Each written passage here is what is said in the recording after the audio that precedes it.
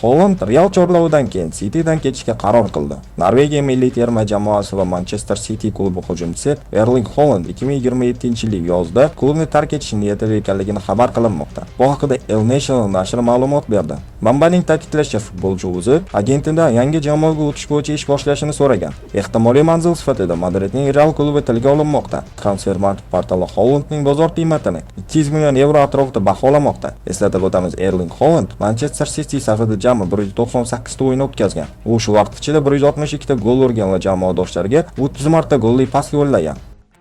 Kutilmagan yangilik. Fransuz Superklub bilan yangi shartnomaga rozilik berdi.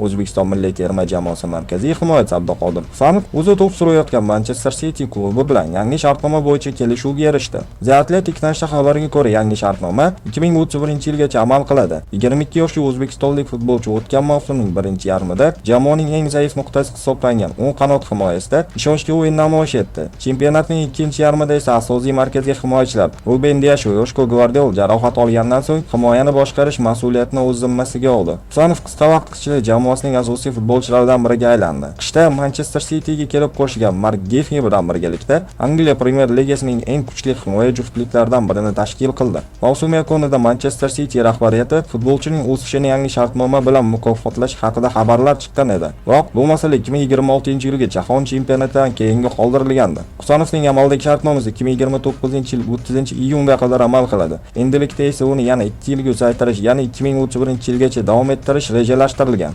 Kapologiya portali avvalroq Husanovning Manchester City'dagi maosh haqida ma'lumot bergan edi. U hozirda Angliyada yiliga 3.8 million yevro maosh oladi. 2029-yilgacha mo'ljallangan amaldagi shartnoma bo'yicha Abduqodir jami 15.2 million yevro ishlab topish kerak edi. Yangi bitim imzolagach, bu summa oshirilishi kutilmoqda. O'tgan mavsumda Abduqodir Manchester City safida 37 ta uchrashuv o'tkazib, jamoaning Angliya Kubogi va Angliya Liga Kubogini qo'lga kiritishda yordam berdi. Iste'dodli futbolchi bu yosh o'zbek futboli tarixida ilk bor Jahon chempionatida milliy terma jamoa sharafini himoya qildi.